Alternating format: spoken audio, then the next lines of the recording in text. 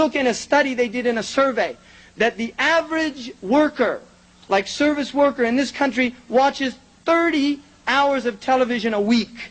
Children, they say 40 to 60 hours of television a week, a full-time job, watching nonsense. This is what they're doing. When you go to the managers of these people, they watch 20 hours a week. When you go to the heads of the people over the managers, the overseers, then you get like 10 hours a week. When you get to the CEOs, they watch 2 to 3 hours of television a week. 50% of that material is material related to the work that they're doing.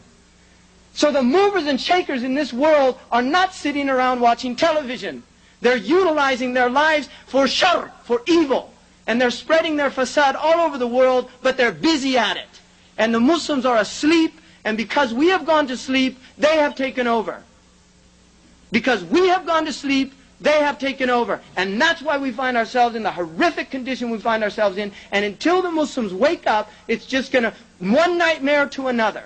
We're just going to be in one nightmare to another. That's all it is. They're just nightmares because we're asleep. And when we wake up, then we can enter into the light of day. And Islam is a deen about waking up. That's what it is. Religion is supposed to wake people up. Islam is not an opiate. There are other religions that fulfill that function. In fact, they got rid of religion and now they just spread opium, quite literally. The same people that used to control the state, that controlled religion to maintain the masses, to do what they want them to do, when they got rid of religion, when they found it was no longer useful, now they literally spread drugs. You can see this. The CIA in this country is directly involved and engaged in drug dealing, bringing in cocaine, putting it into the inner cities in this country. In Liverpool, in England, in Liverpool. This is not a joke. I'm not making this stuff up. You can go buy this in mainstream bookstores and read this stuff of people within these organizations that admit this. They'll even admit this on 60 Minutes.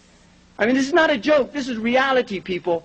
There are people that want to keep you asleep. If they don't use the drugs of white powder, they'll use the drug of television, they'll use the drug of their mass media, they'll use all these drugs, but they're going to keep you asleep because they fear the day that you wake up. That's what they fear. And you should be very well aware of that.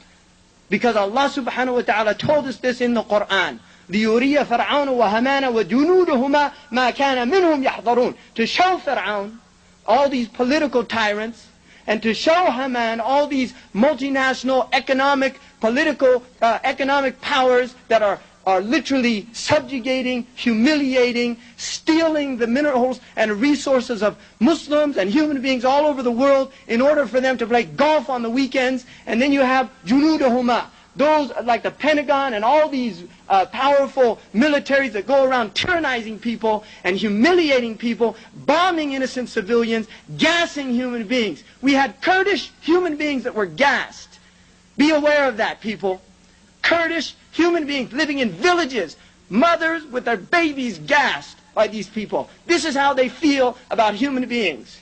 This is how they feel about it. Those gas bombs weren't made in those countries. They're made by the same people that bring good things to life. I mean, it's not a joke. This is reality, people. This is reality. And if you don't like it, go back to sleep. But this is reality. You're all adults and you better start just being aware of what kind of world we're living in and what we have to do to make some changes. Because the changes aren't going to come around if we just keep sleeping along, dozing along, putting on the snooze button. Because the alarm clock keeps going off. Allah has given us enough warnings and we just sit around. But Allah says that He promises to show Fir'aun, Haman, and his armies what they were fearing from these people. You see, when the day that they wake up, the day that they say we're not going to take any more. I mean, this is what has to happen. But if we stay in this state of just taking in all these things and believing all the lies and going on as if nothing's going to get better and change. Muslims, we don't despair. Muslims are not people of despair. This is not our deen. We're people of hope. We're people of Allah subhanahu wa ta'ala. Allah is our Mawla.